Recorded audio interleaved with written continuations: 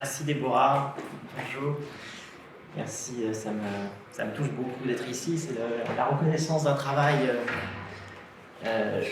long et solitaire. Oui, on pourra revenir sur ton histoire, Ouais. sur ton travail d'écriture et sur ton parcours en effet. Ouais. Ça fait très longtemps que je m'intéresse à l'Antiquité grecque, à la langue grecque, à la mythologie grecque, mais c'est vrai que j'ai une approche un petit peu originale et avant de te rencontrer, je ne pouvais pas vraiment la partager, donc vraiment merci. Ça me fait très très plaisir et ça m'honore. Alors vous allez comprendre ce que je veux dire par là parce que la première diapositive n'a pas grand rapport avec Oedipe. C'est un chien, c'est la constellation du chien, parce que le point de départ de mon entrée dans Oedipe n'a pas été bizarrement la mythologie grecque. En tout cas, pas tout à fait au commencement. Le commencement, c'était une réflexion sur les chiens, qui a donné lieu à un livre qui s'appelle Chien, qui est publié aux presses universitaires de France, que j'ai écrit après la mort de mon chien.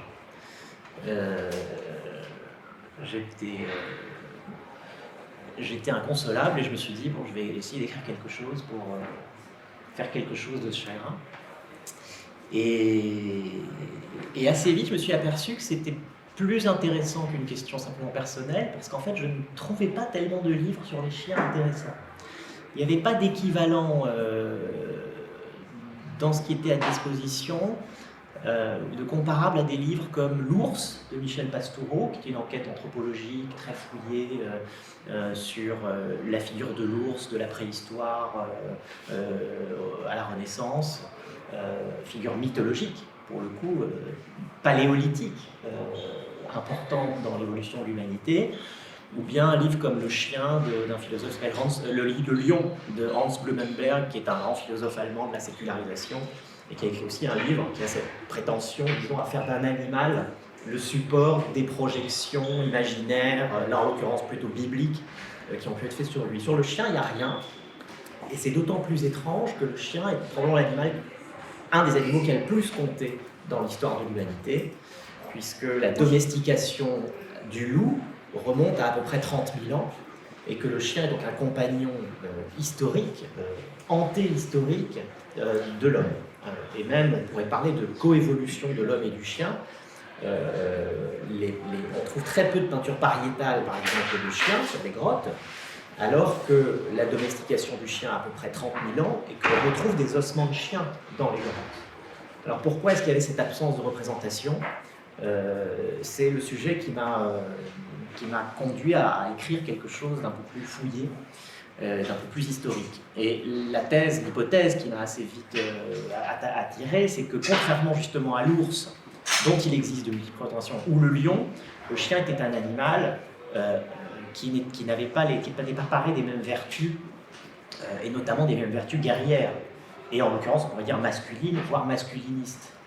Le chien... alors, on a perdu la diapo. Oui, il faut juste, voilà, parce qu'il se met en veille, tu vois. Le chien,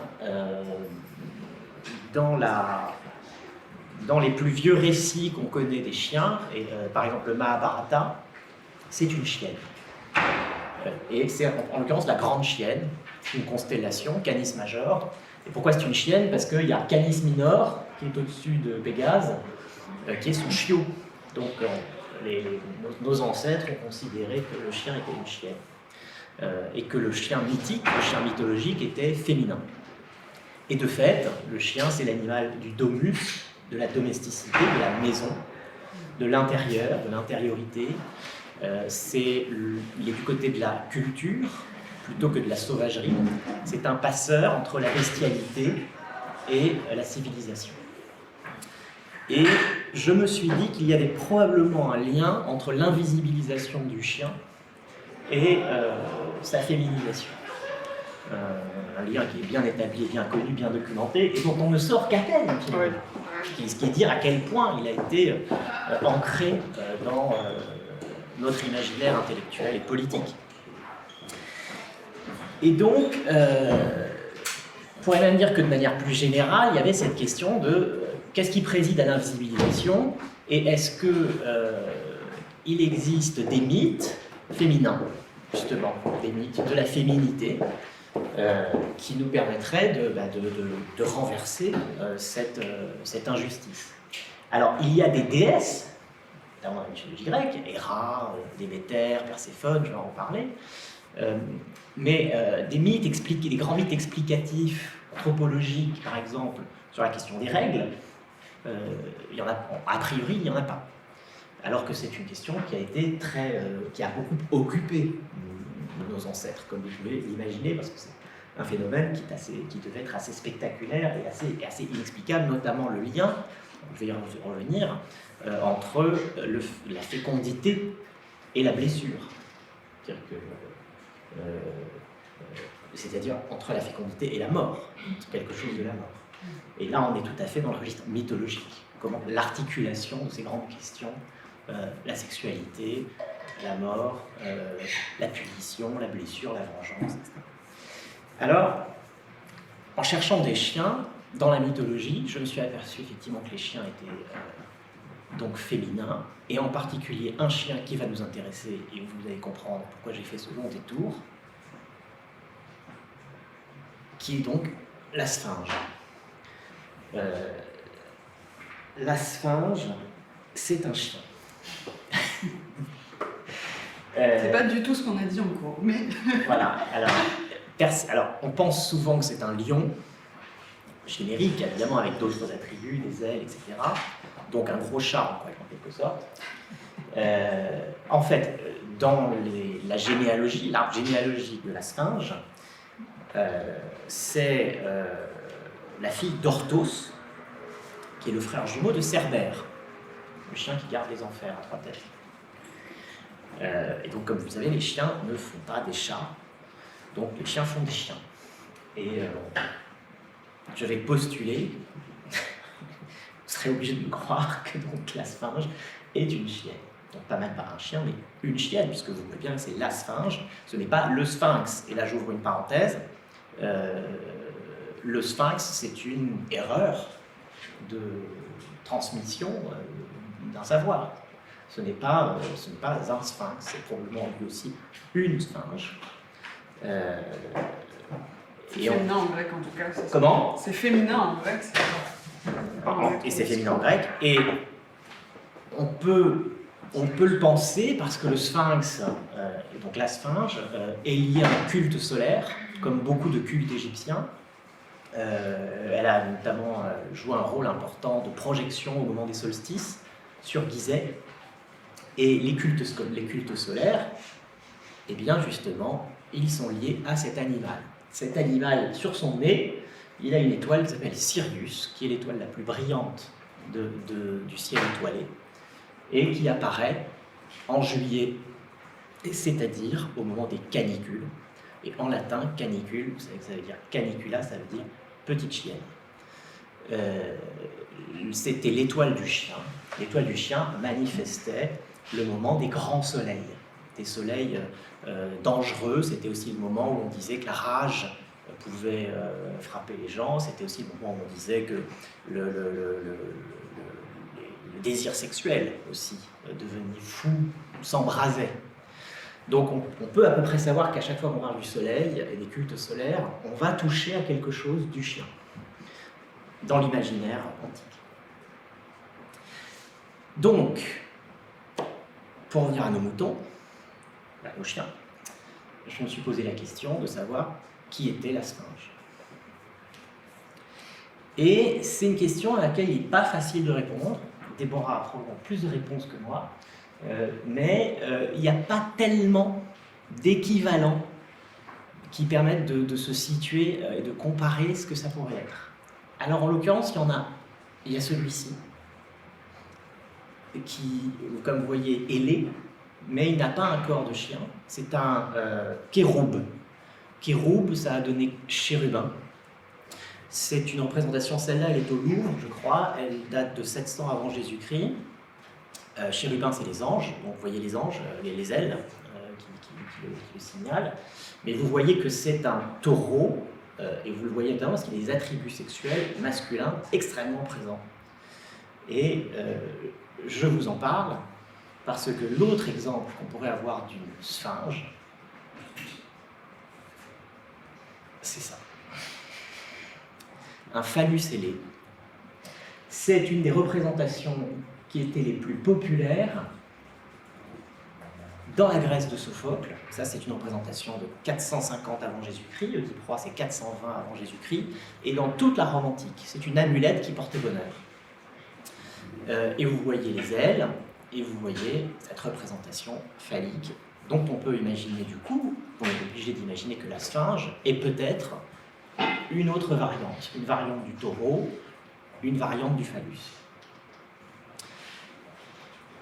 Alors, pourquoi des ailes sur ce phallus? C'est ça qui est intéressant. Et la réponse, probablement, c'est parce que c'est ce qui le fait se lever. Et si vous vous souvenez de l'histoire d'Oedipe, de la légende de la sphinge, de l'énigme que pose la sphinge, elle a un rapport avec quelqu'un qui se lève, qui a 3 pattes le matin et qui en a 2 l'après-midi, donc il s'est levé. Et donc, mon hypothèse à ce sujet, ça a été de dire que l'énigme de la sphinge articulait la question de la sexualité, du mystère, de l'érection et de la réalité anthropologique de Homo erectus, qui s'est donc levé.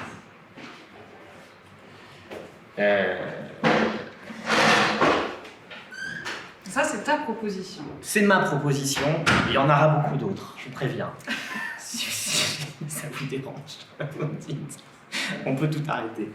C'est génial parce qu'on voit comment, justement, à partir de différents matériaux, tu fabriques une interprétation. On va bricoler une interprétation.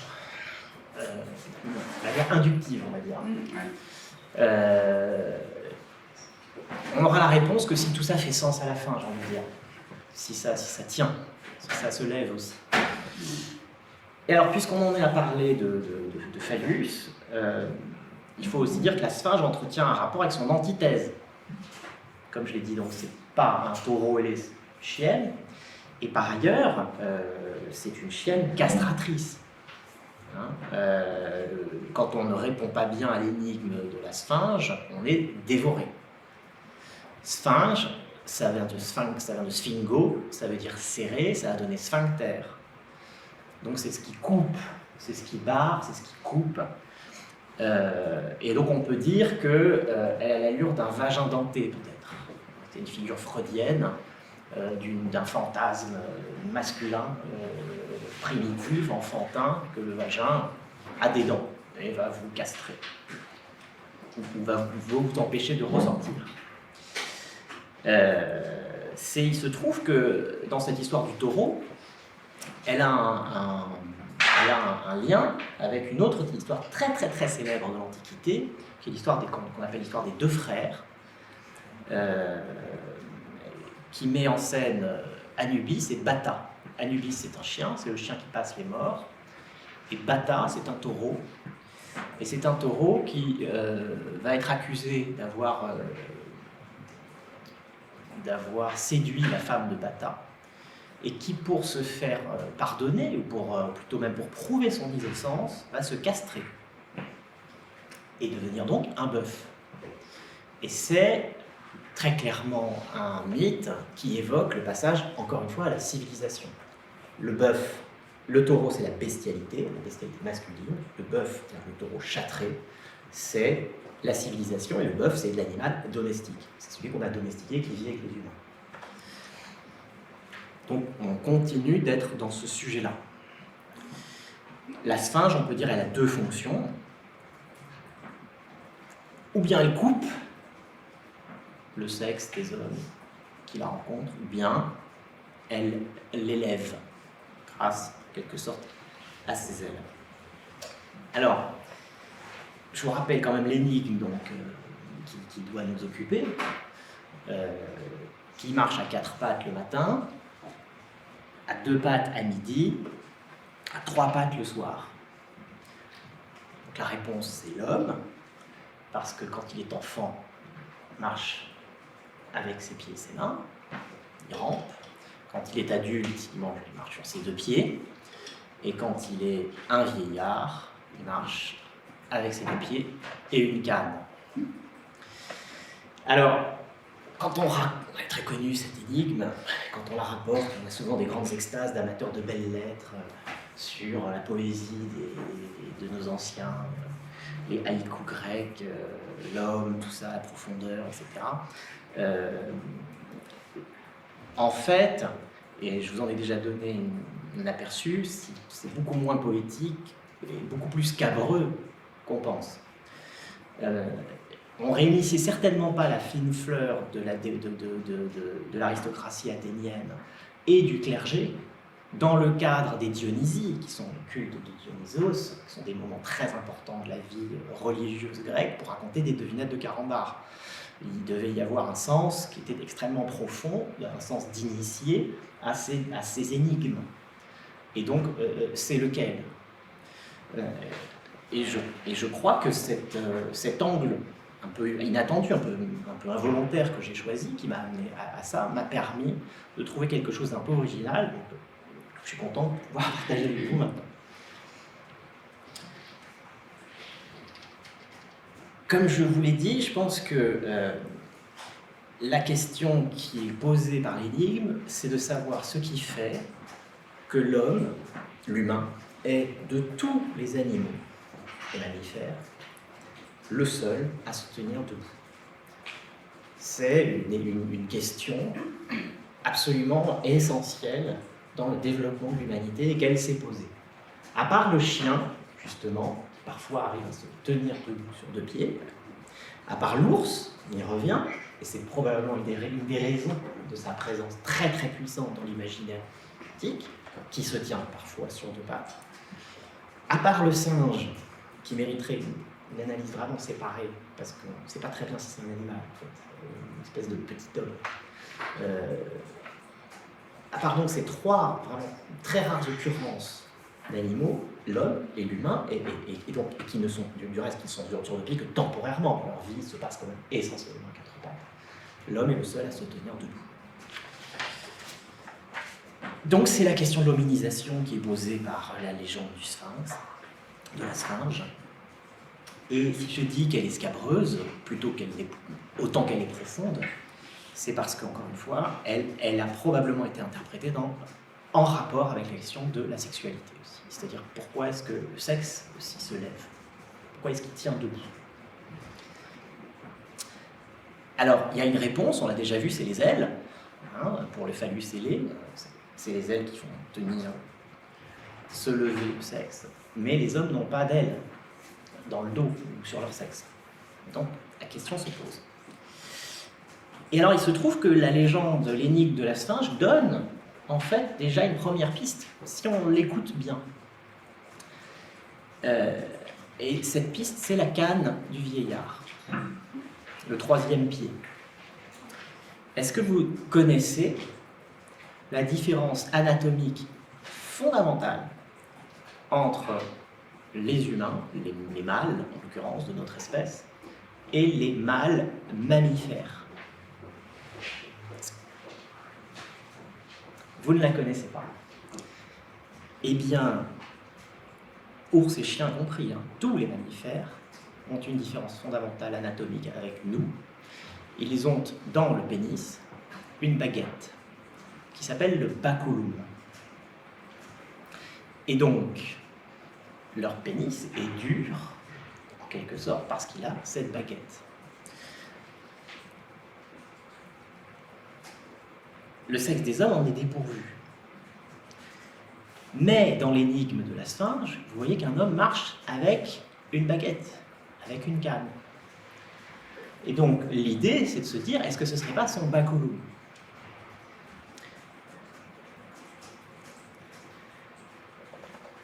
Et donc ce que l'énigme nous invite à comprendre, c'est pourquoi l'homme a perdu son baculum. Il y a bien une différence finalement importante. Il est non seulement celui et le seul qui marche sur deux pieds, mais celui qui par ailleurs n'a pas de baculum. Donc n'a rien pour le tenir debout.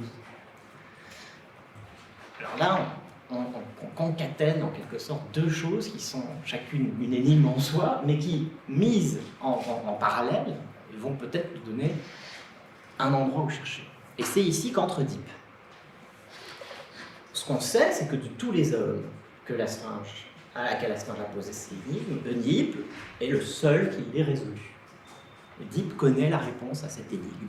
Il vainc la Sphinge. Comment fait-il? Je crois que le mythe nous le dit aussi. Et c'est très intéressant, j'ouvre une autre parenthèse. Dans un mythe, je pense qu'on sera d'accord parce que tu m'as fait lire des choses très intéressantes sur ce sujet, la réponse des questions est toujours dans la question. Il n'y a pas de hors-champ du mythe. Si vous lisez un mythe parfaitement, vous verrez qu'en fait, il pose des questions et il y répond lui-même. C'est pas quelque chose qui se réfère à une réalité qu'il explique. C'est une réalité en soi qu'il déplie. Et j'en veux pour preuve que Oedipe, ça veut dire oidipus, pied enflé, mais aussi oida, pouce, savoir du pied. Oedipe, il sait pourquoi l'homme s'est levé, parce qu'il a le savoir des pieds. Donc c'est tautologique, vous me direz. Mais quand même, ça nous indique où il faut chercher les pieds. Maintenant, on va passer aux pieds. Qu'est-ce qui lui a donné ce savoir des pieds? Son pied, parce qu'il a un pied particulier. Oidipus a un pied enflé. Alors, pardon d'être un peu grivois de nouveau, pied enflé, vous voyez ce que ça peut nous évoquer. Je ne sais pas si vous connaissez l'expression prendre son pied, j'imagine que oui, ou avoir les chevilles qui enflent. Pied et le sexe sont assez liés. Et un pied enflé, c'est une sorte de sexe enflé. Donc lui-même est pris dans cette histoire. Alors il se trouve qu'il est boiteux aussi. Donc s'il est boiteux à cause de ce pied mutilé, peut-être qu'il marchait avec une canne. On connaît un autre homme important de notre histoire littéraire, religieuse, c'est Jacob, qui marche avec une canne. Qu'est-ce qui est arrivé à Jacob? Il a lutté avec un ange. Et l'ange, dit la Bible, lui a touché le tendon. Mais on ne sait pas très bien en fait. C'est un mot que la hanche, le tendon, on ne sait pas très bien traduire, il y a un débat sur les traducteurs avec ce que l'ange a touché, mais il lui pince quelque chose. Et Oedipe devient boiteux. Et il, par ailleurs, devient Israël, il fonde Israël. Jacob, qu'est-ce que j'ai dit? Oedipe. Pardon, tu vois. Jacob va fonder Israël après avoir cette lutte avec l'ange, qui est comme une lutte avec la Sphinge, d'une certaine manière. Qu'est-ce qu'il a pincé? On peut se dire qu'il a pincé le baculum. Il a pincé le baculum parce que c'est ce qui fait que Jacob va devoir marcher avec une canne. Il a perdu son baculum. Et s'il n'avait pas de canne, il serait un imbaculum, un imbécile. C'est le même mot. Sa canne, on peut dire, c'est une métaphore de ce qui nous fait tenir debout, nous, comme hommes. En l'occurrence, pour Jacob, ça pourrait être, par exemple, le langage, l'intelligence. Imbaculum, si vous êtes un imbécile, c'est parce que vous n'avez pas d'intelligence. Donc c'est l'intelligence qui vous fait tenir debout comme une canne, comme un baculum.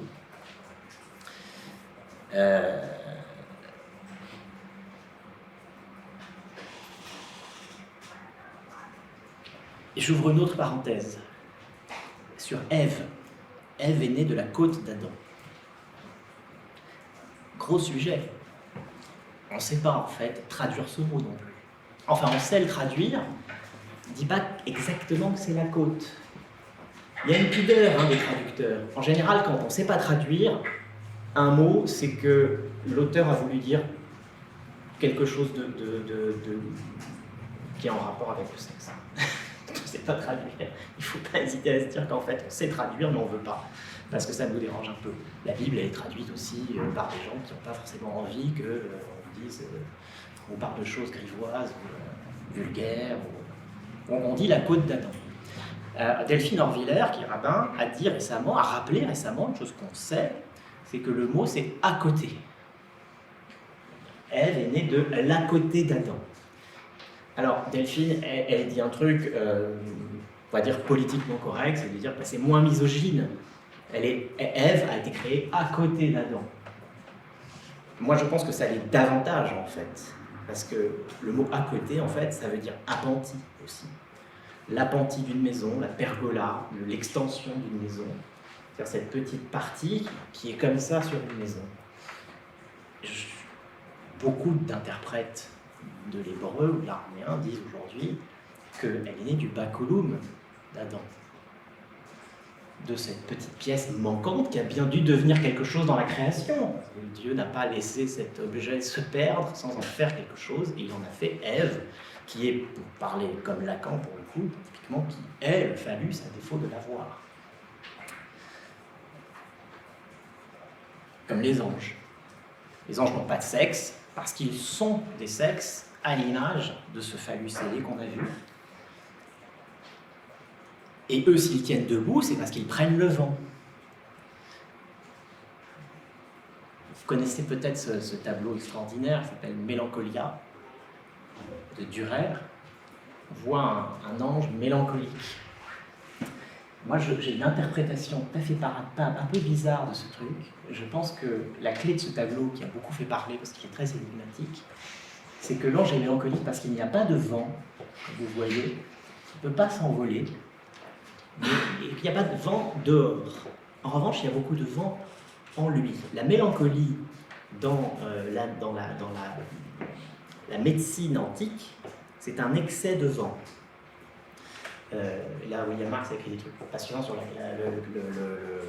la catharsis chez Aristote et le fait que c'est un équilibre des humeurs vraiment chimique qu'il est question.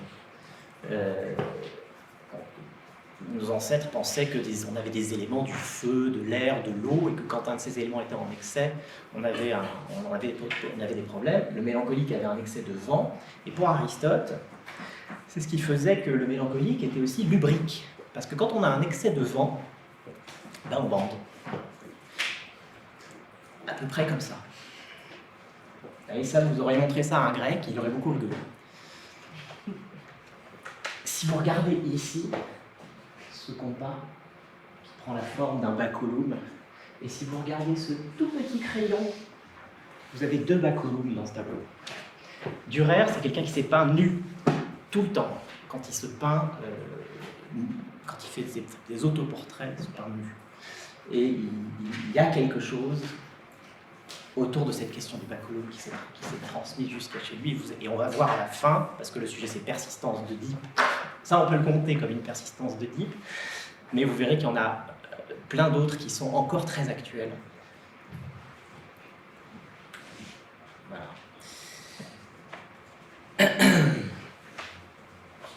Je ferme la parenthèse, je suis désolé. Il y en aura d'autres. Donc on revient à Oedipe. Alors, il va falloir être très inventif à ce moment-là pour comprendre pourquoi lui sait ce que le baculum est devenu et comment l'homme s'est levé. Il en est donc le témoin, et moi je propose de dire qu'il en est l'acteur. Il est l'acteur de l'érection humaine, dans les deux sens du terme. Et je vais vous convaincre qu'il en est l'acteur parce qu'il est un ancien animal qui s'est mis debout. Et en l'occurrence, un chien. Je pense que Oedipe est un chien. Je vais vous donner 3 raisons de me croire. La première, c'est qu'il est représenté comme un chien sur un vase attique. Et un chien qui tient une lance. Donc peut-être un baculum. Donc on a au moins une représentation d'Oedipe en chien sur un vase. 2. Dans une variante, beaucoup de variantes au mythe, ce sont des traditions orales fixées de manière différente selon les régions, les personnes, les époques. Dans une variante du mythe d'Oedipe, la sphinge est la fille de Laios. Laios, c'est le père d'Oedipe. Donc Laios aurait donné naissance à une chienne dans une relation extra-conjugale qui ferait que la sphinge est la sœur, la demi-sœur d'Oedipe. Ce qui veut dire que Laios aurait du sang de chien, peut-être. Laios, ça veut dire quoi en grec? Vous savez que les noms grecs sont des... Pardon? Vous vouliez poser une question? Non. Ah non, je veux dire ce que veut dire les noms propres en grec sont des noms communs, souvent. Laios, ça veut dire champ ensemencé, ou à l'actif ensemenceur de champs. Comme je vous l'ai dit, le chien, c'est un animal qui est du côté de la domesticité et de la civilisation, et donc des champs, de la culture, de l'agriculture. Dans un mythe chinois, l'agriculture a été apportée aux hommes par un chien qui portait dans son pelage une graine. Et par ailleurs, Laios, c'est quelqu'un qui a vraiment des problèmes avec sa continence. C'est quelqu'un qui a tendance à monter beaucoup les gens, notamment les garçons. C'est le début de l'histoire d'Oedipe. Hein. La malédiction vient du fait qu'il a monté Chrysippe, qui s'est suicidé à la suite de ça. Et les chiens sont des animaux qui passent, les chiens mâles, depuis toujours jusqu'à maintenant, comme des animaux lubriques, parce qu'ils se montent entre eux. Alors on pense qu'ils essayent de se... C'est pas lubrique en fait, c'est de la dominance, c'est une démonstration de dominance. Mais l'effet que ça donne, et qui est grotesque, c'est de voir des chiens qui font des actes salaces en public, ce qui a fait que Diogène, par exemple, le philosophe chien, disait qu'il fallait copuler en public pour être un vrai philosophe, parce qu'il était à l'image des chiens, un cynique d'école des chiens. Bref. Ça, c'est la deuxième chose, donc Laios. Mais la principale, à mes yeux, c'est cette question du pied enflé. Pourquoi est-ce que Oedipe a un pied enflé? Comment ça lui est arrivé? La légende nous dit qu'il doit ce pied enflé à la manière dont il a été porté et attaché sur le Cithéron, le mont Cithéron. Donc, une fois que l'enfant naît, que la malédiction est connue, que cet enfant va tuer son père et copuler avec sa mère, etc., on se sépare de l'enfant et donc on le donne à un berger qui le porte sur le mont Cithéron pour être abandonné. Il y a un détail complètement stupéfiant dans cette histoire, c'est qu'on nous dit que le berger qui l'a porté là-haut l'a fait en perçant sa cheville et en passant une cordelette qui tenait le nourrisson, en quelque sorte, par devant ou par derrière sur son épaule, par une cordelette, comme on pourrait tenir un petit agneau, par exemple, mais un agneau, on lui serre les pattes. On ne lui passe pas une cordelette dans les pieds. Enfin, personne ne fait ça. Ça n'a aucun sens. À qui on fait ça? Aux chiens. Là, vous avez l'image d'un chien qui a été retrouvé à Birmingham avec cette pièce en métal qui lui a été passée, donc ici, entre cet os-là, le tibia, et cet os-là qui s'appelle la fibula. Fibula, c'est hyper intéressant comme mot. Ça vient de fibule. Et fibule, c'est une petite agrafe. On a passé une fibule dans la jambe d'Oedipe.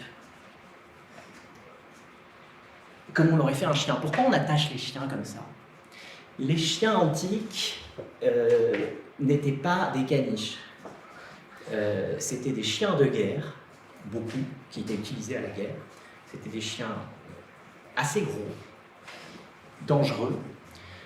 Vous attachez un chien par le col à un poteau en bois. Si c'est un très gros chien, il est possible que vous ne le retrouviez pas dans votre champ le lendemain. Si vous l'attachez par la patte antérieure, il va tirer dessus et en fait il ne va pas avoir la traction pour pouvoir sortir de sa prise. C'est pour ça qu'on attache les chiens comme ça. C'est une cruauté faite aux animaux et donc on ne le fait plus. Mais vous voyez que même à Birmingham encore, ce savoir s'est transmis et que d'ailleurs c'est un gros chien, probablement un chien dangereux et qui a été attaché comme ça. Et je pense que c'est l'indice qui doit nous convaincre du fait que Oedipe a quelque chose à voir avec les chiens. Et je vais vous donner une autre piste pour confirmer ça ou solidifier cette hypothèse. C'est ça. Ça, c'est Achille. Enfin, c'est Orion. C'est la constellation d'Orion. On appelle Achille le chien d'Orion dans les récits homériques. Et vous savez que le point faible d'Achille, c'est son talon. Pourquoi? Parce que si vous prolongez la jambe d'Achille, elle arrive sur le nez de Canis Major, la grande chienne, donc Sirius, l'étoile du chien. L'étoile la plus lumineuse de la Voie lactée. C'est pour ça que Achille est le guerrier le plus fort de tous les Grecs, parce qu'il est lié à l'étoile la plus lumineuse de la Voie lactée. Et cette étoile, c'est l'étoile du chien, et elle est dans son talon. Même idée.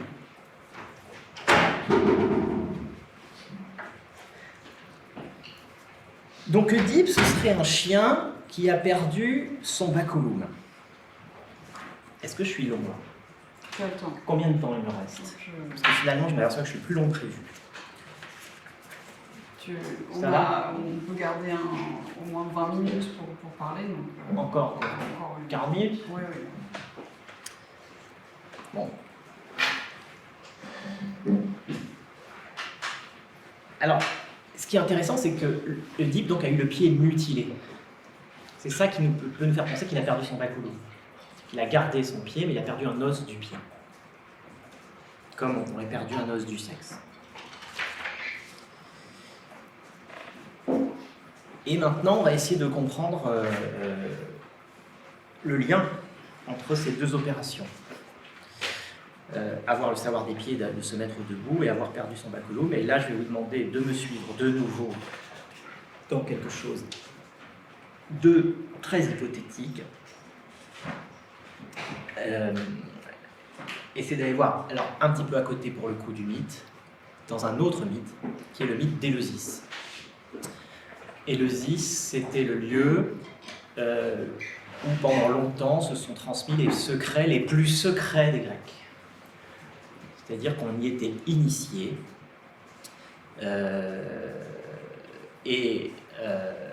Ce sont des mystères, on appelait ça les mystères d'Éleusis, qui sont en lien avec des choses qui nous intéressent, à savoir les semences. On l'a dit, l'ensemenceur des champs, la question des semences, la question du printemps, la question de l'agriculture, la question des taureaux castrés, c'est-à-dire des bœufs, donc de tout ce qui est du côté du manque de baculum, et ils sont liés au culte de Dionysos, et donc aux Dionysies, pendant lesquels les récits oedipiens, donc les pièces de Sophocle sur Oedipe notamment, étaient jouées. Donc il y a quelque chose quand même, on n'est pas complètement à côté. Alors qu'est-ce qui se passait à Éleusis? À Éleusis, on célébrait le mystère du printemps, c'est-à-dire le retour à la vie de la nature. Et ça se racontait dans un mythe sanglant où je vais essayer de vous prouver qu'il est question de castration et de chiens. On y mangeait d'ailleurs des petites brioches en forme de vulve. On jouait avec des petits godemichés en terre cuite. Et on buvait un liquide rouge. Donc il va falloir se poser la question de ce qu'il contenait, qui donnait des visions.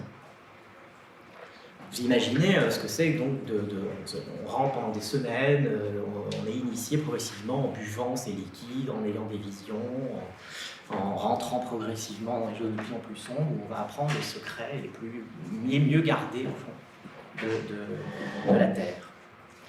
Alors, le mystère d'Éleusis, il se raconte de la manière suivante.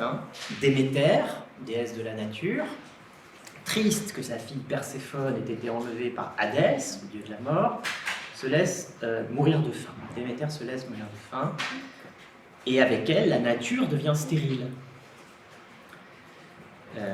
Elle rencontre sa nourrice, Bobo, c'est elle, et Bobo lui dit « Moi, je vais te rendre l'appétit ».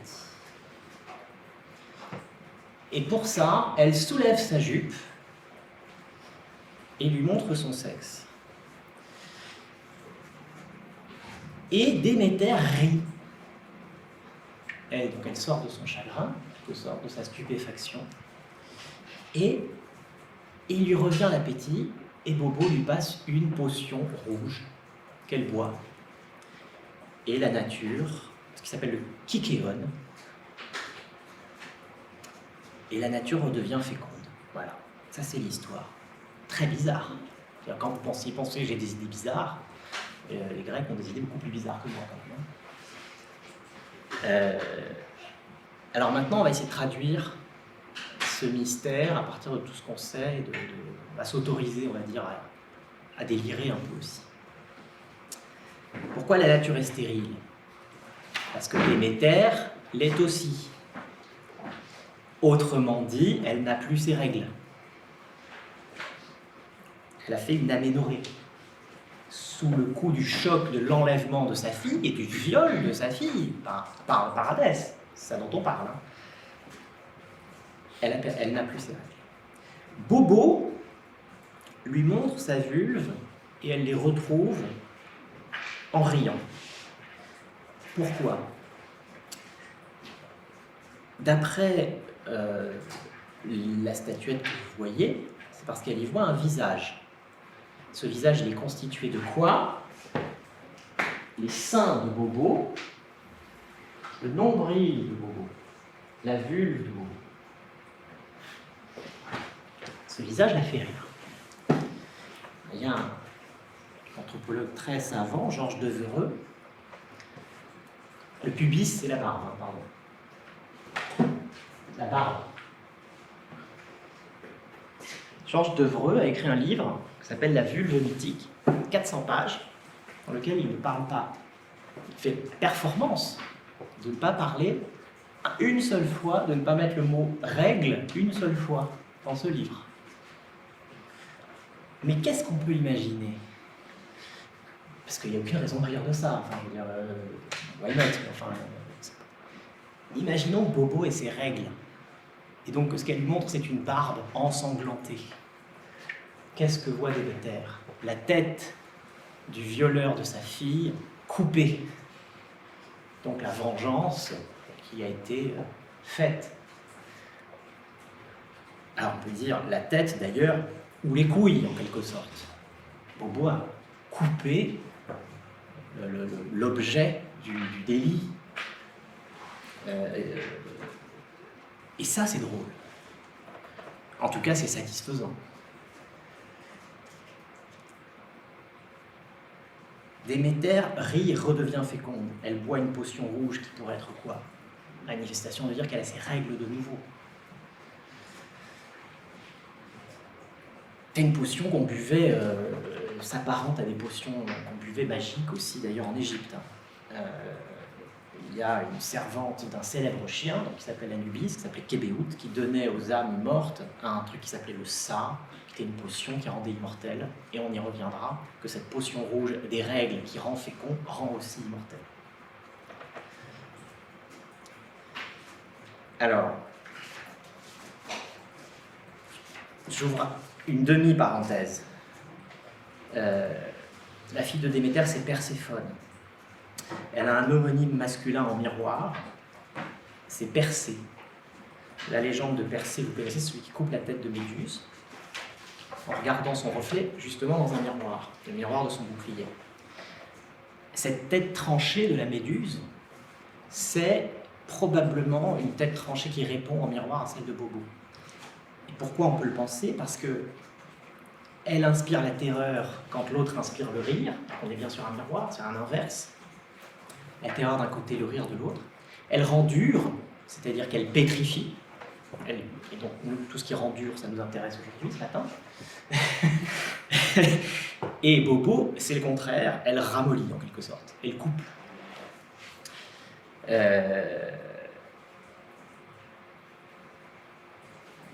je peux rajouter dans ce pot pourri que Bobo, c'est aussi bao-bao, l'aboiement des chiens. Et c'est aussi un mot qui voulait dire God-Michel, en grec. God-Michel. C'est pas grave. Que Maria est une étudiante en Erasmus. Donc, on vous le dira.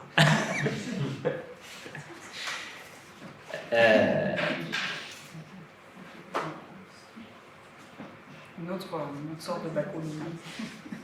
Alors, moi je dirais, voilà comment se racontait l'histoire qui articule les trois grandes questions qui nous intéressent, qui sont trois grandes questions civilisationnelles qui ont dû intéresser nos ancêtres. 1. Comment l'homme s'est-il dressé sur deux pattes, seul entre tous les animaux? Ça, on a vu. Première question. 2. Pourquoi le pénis humain n'a-t-il pas de baguette, seul entre tous les mammifères? On a vu. 3. Pourquoi les femmes, les femelles mammifères, ont-elles des règles? Et quel lien cela a-t-il avec la fécondité? 3 questions. 3 questions sont une question qui s'articule et qui se résout sous cette histoire-là. Il était une fois un dieu et une déesse. Le dieu de la mort, donc le dieu des enfers, Hadès, qu'on a vu, et la déesse de la vie, la déesse de la nature, Déméter, qu'on a vu. Les deux étaient des animaux. Le dieu de la mort était peut-être un chien ou un ours. En tout cas, il avait un bakouloum. La déesse de la nature était aussi une chienne. Le dieu de la mort l'a enlevée et il a essayé de la violer. Atergo more ferarum, comme on disait, par derrière, comme font les animaux. C'est une phrase qu'on retrouve dans un texte de Freud qui s'appelle L'homme au loup, qui est par ailleurs un homme au chien, et on y reviendra peut-être tout à l'heure. Elle s'est retournée sur lui, elle l'a mordu au sexe, et elle lui a arraché un bout de ce sexe, quoi? Le bakul. Elle l'a pas castré, elle l'a mutilé au sexe, et elle lui a arraché le bakul. Qu'est-ce qu'elle a fait de ce bakul? Elle l'a avalé. Donc, quand son enfant est né, il n'avait pas de bakul, comme son père. Il avait à l'intérieur de lui, comme sa mère, et c'est pour ça qu'il se tenait droit. C'est ça le lien. On n'a pas de bakul dans le sexe parce qu'on l'a en nous, pardonnez-moi l'expression, comme un balai dans le cul. C'est comme ça qu'on se tient droit. Et pourquoi est-ce qu'elle a des règles? Parce qu'en souvenir de cet épisode mythique, en punition de ce geste qu'elle a fait sur le sexe de son violeur, elle a bu du sang, le sang de ce violeur, qui coulera donc une fois par mois, mais qui sera aussi lié à la fécondité, parce que pour les anciens grecs comme les autres, la fécondité est un principe masculin, et que donc il ne peut venir que du principe masculin. Et donc il faut avoir un principe masculin en soi, déjà. Et quand on n'a pas, pour le coup, on devient stérile.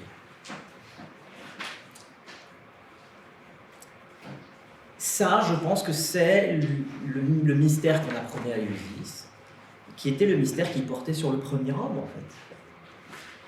Et le premier homme, c'est quoi? C'est le fondateur de civilisation. C'est le premier cultivateur, d'où le rapport avec les champs. C'est ce mythe qu'on va retrouver donc dans l'histoire de Jacob, que j'ai raconté. Jacob, c'est le premier homme, il fonde Israël, après avoir perdu son bakouloum.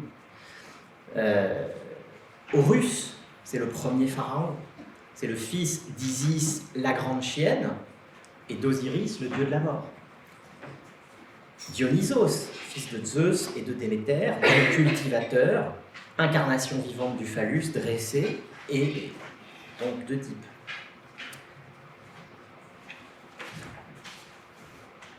Et probablement qu'à Éleusis, on faisait un truc incroyable.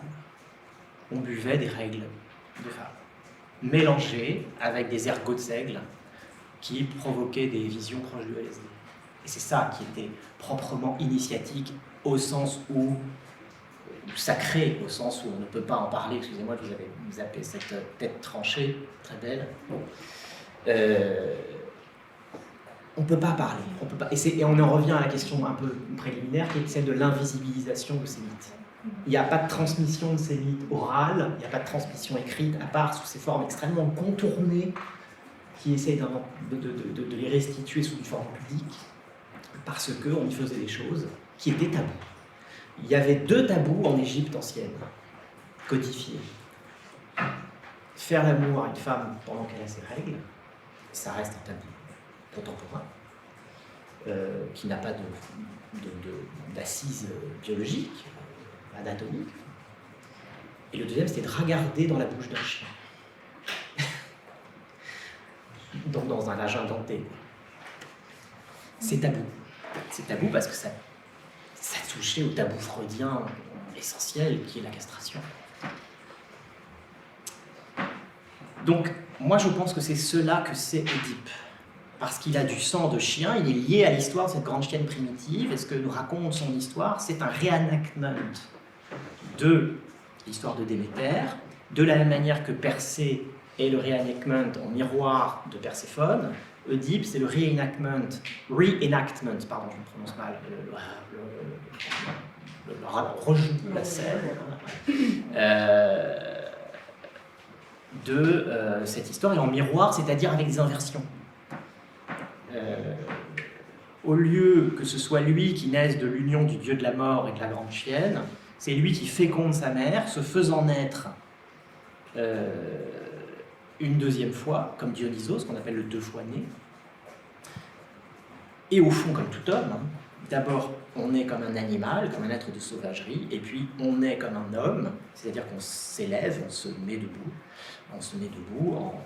en acquérant par exemple le langage, et on pourrait là avoir une réflexion sur le lien entre la question de la castration et la question de l'acquisition du langage, que je ne vais pas développer ici.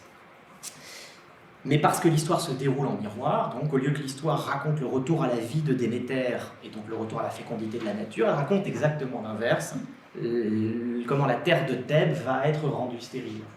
Vous voyez, c'est le retour, on va de l'un à l'autre. Et comment Oedipe va perdre la vue après avoir regardé l'inregardable, castration, comme Persée aurait perdu la vie s'il avait regardé la tête de Méduse.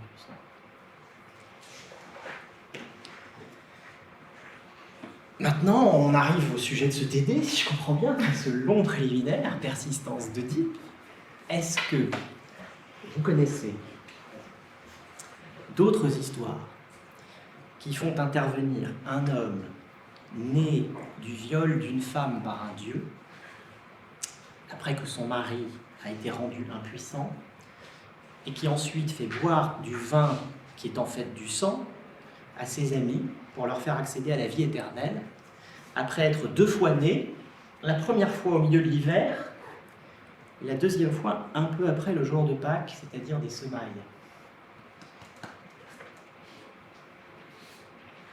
Ça vous dit rien? Un type qui s'appelle Jésus-Christ, je le refais, hein. Né du viol d'une femme par un dieu, que son mari n'a pas touché, qui fait boire du vin parce que ceci est mon sang, qui leur fait accéder à la vie éternelle, ce vin, comme le ça égyptien, et qui est 2 fois né, comme Dionysos, la première fois au milieu de l'hiver, de la stérilité des champs, et la deuxième fois, après le jour de Pâques, à sa résurrection, à sa sortie des enfers, en quelque sorte, et qui donne le là du temps des semailles, donc du retour à la vie des mystères d'Éleusis. Regardez ça, c'est fascinant. Ça, c'est Longin. C'est Longin qui a une lance, la lance d'Oedipe, comme un grand baculum, qui l'enfonce dans la côte du Christ et qui crée une plaie sanglante d'où coule un sang qui va être recueilli dans un vase qu'on va appeler le Graal et que beaucoup de gens vont aller chercher pour essayer d'y boire la vie éternelle. Ça, c'est très intéressant aussi. Il y a 2 animaux qui font leur apparition dans la Bible, qui ne sont pas dans les mythes antiques, encore que la colombe, Columba, à côté de Canis Major, à côté d'Orion. Columba, les ailes, les anges, le phallus ailé, la sphinge, et l'Éboris, le lapin. Le lapin et la colombe sont tous en fait pris dans ce même récit qui tourne autour de Sirius, de la grande chienne. Jésus, Dionysos, Oedipe. William Marx, qui m'a fait lire le livre, fait cette hypothèse folle qu'on doit lire les Dionysies comme des proto-récits chrétiens. Non pas comme on racontait des pièces grecques dans les églises à une époque de manière un petit peu lénifiante, etc., mais vraiment comme quelque chose qui était proche, qui a pu ensemencer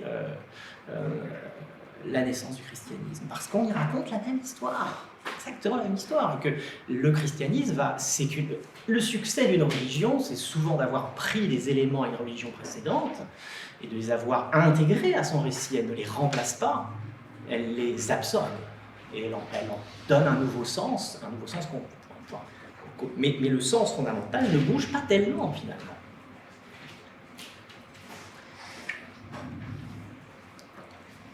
Je disais, donc je disais le Graal, évidemment le Graal c'est une survivance de ça aussi, donc. Et c'est une survivance pour le coup ésotérique, c'est un récit que les amateurs d'ésotérisme aiment bien, parce qu'en fait ils ressentent peut-être très intuitivement que c'est effectivement lié à des mystères qu'on raconte à Éleusis, mais qui sont en fait des mystères qui sont simplement des pensées refoulées, parce qu'elles nous constituent comme humains. Et je vais vous en citer deux autres. Persistance d'Oedipe. 1.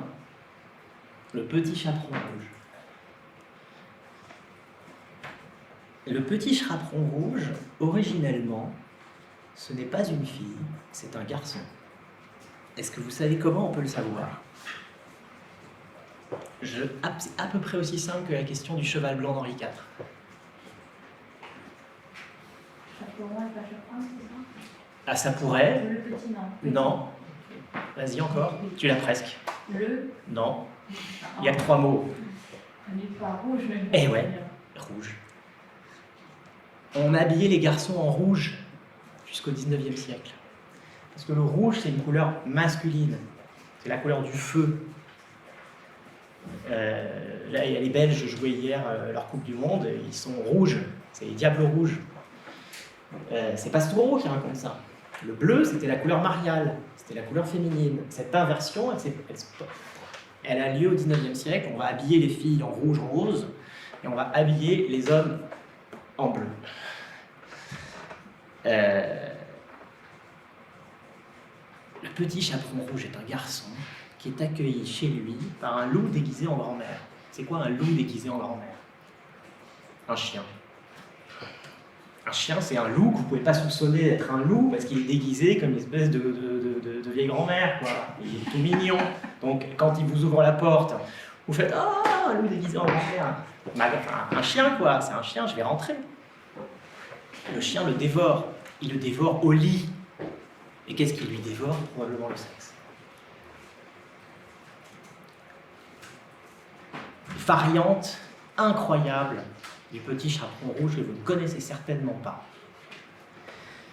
Le petit chaperon rouge rentre, grand-mère lui dit « Tu as problème... » Pardon, excuse-moi. Excuse-moi, c'est sur le rouge, en fait, vous le voyez où ? Parce qu'en histoire du costume, il y a quand même toutes les représentations du 19e, il y a énormément de costumes d'hommes bleus. À la Renaissance, il y a énormément de costumes de femmes rouges. Du coup, je ne vois pas très bien, en étudiant l'histoire du costume, à quoi vous faites référence. Je suis désolée, du coup, c'est plus pour information, parce que j'aimerais bien savoir. Je ne sais pas. D'accord. C'est une hypothèse que je vous propose, D'accord.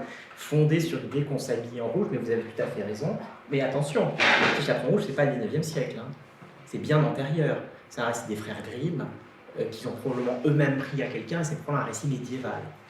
Donc on est dans des couleurs quand même très anciennes, et dans des codes de couleurs très anciens. Mais vous avez raison, il y a toujours des exceptions à la règle, et par exemple la couleur rousse a été une couleur très importante aussi, mais je propose qu'on relise Pastoureau, peut-être on pourra la prochaine fois. Pastoureau, on regarde cette question que vous avez soulevée sur le rouge. Mais tu dis oui que tu l'as trouvé chez. Mais oui, en tout cas, voilà, Pastoureau, c'est assez connu en tout cas que il y a eu une inversion au 19e siècle, un peu mystérieuse, autour de ces deux couleurs. Je vous avoue que je ne l'ai pas relu avant d'arriver, mais je le ferai et je vous dirai. Pastoureau, on n'en a jamais parlé, je ne sais pas si c'est un nom qui parle à tout le monde. Quoi ? Non, pas du tout. Pastoureau est un historien et il a publié beaucoup de livres sur les couleurs, qui sont extrêmement intéressants. On voit bien sur la dimension symbolique de chaque couleur, mais en historicisant la couleur, en inscrivant à chaque fois dans son siècle et en expliquant du coup la dimension symbolique de ces couleurs. Voilà. Variante du petit chaperon rouge. Le petit chaperon rouge a faim quand la grand-mère lui demande s'il veut manger. Elle dit « Regarde dans l'armoire, il y a de la nourriture. » Il ouvre l'armoire, il y a du boudin. Il y a plein de boudin. En fait, le loup a transformé la précédente occupante en boudin. Et le petit chaperon rouge cuit le boudin sans savoir ce qu'il mange. Et à un moment, il mâche une dent. Et il s'aperçoit qu'il mange encore une. Et probablement qu'il mâche un bacolo. Un petit os. Du coup, la grand-mère dans ce scénario, c'est déjà le loup qui s'est transformé, qui a cuisiné la grand-mère, ou c'est la grand-mère qui a cuisiné quelqu'un d'autre?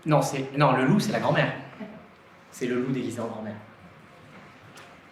Ça, c'était la première persistance de ces rites, mythes, mystères hyper étranges, très dérangeants. Et la deuxième, elle est encore plus proche de nous. C'est cette petite personne charmante, Dracula. On dit souvent que les dents pointues qui s'enfoncent dans le cou des jeunes vierges sont une métaphore d'une rupture de l'hymen, d'un acte amoureux.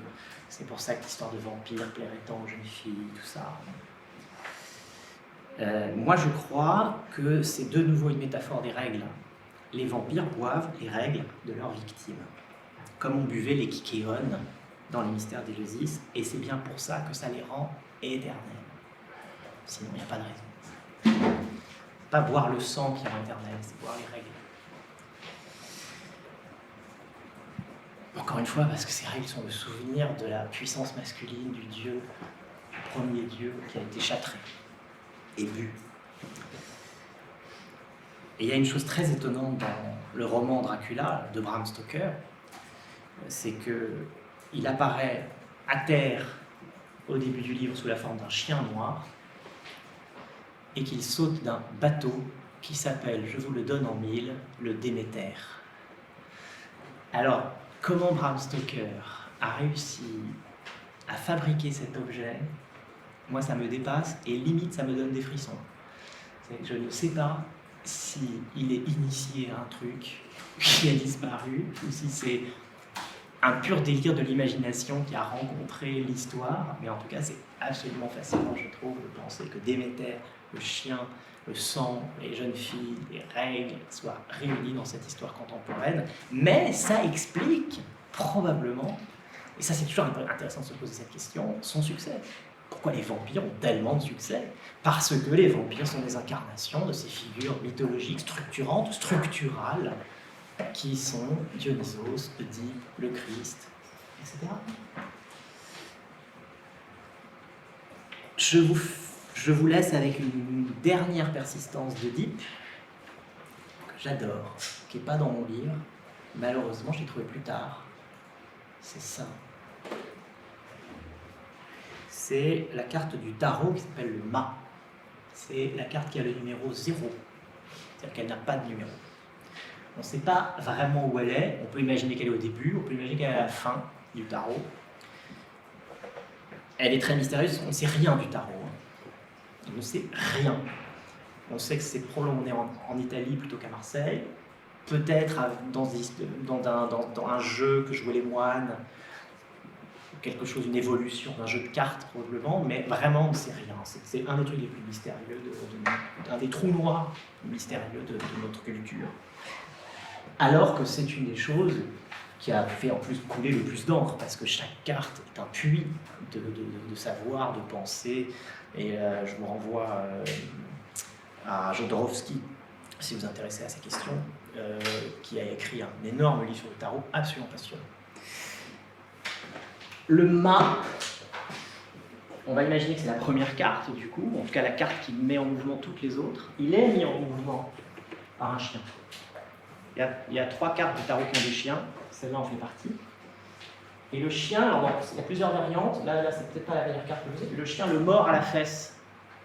Moi j'imagine qu'il le mord au baculum, évidemment, parce que j'ai l'esprit mal tourné. Et pourquoi il le mord au baculum? Parce qu'il a une canne, comme Jacob, probablement comme Édipe, comme tous ces gens qui ont été mordus au baculum. Et c'est donc le premier homme, le fondateur de civilisation. De nouveau, c'est cette même figure qui apparaît dans cette carte du tarot.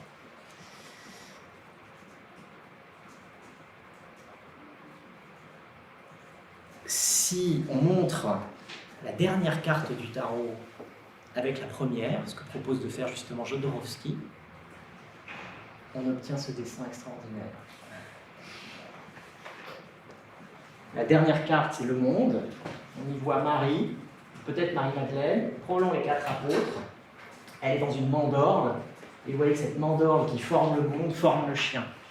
Donc la dernière carte met en mouvement la première. C'est le chien du monde, sorte d'Ouroboros. Vous connaissez l'Ouroboros, le serpent qui se mord lui-même, grande figure mythologique inca, qu'on va retrouver dans cette grande chienne qui est en fait à l'origine. On termine sur une dernière image. On est à Vézelay. Voilà un Ouroboros, mais de chien.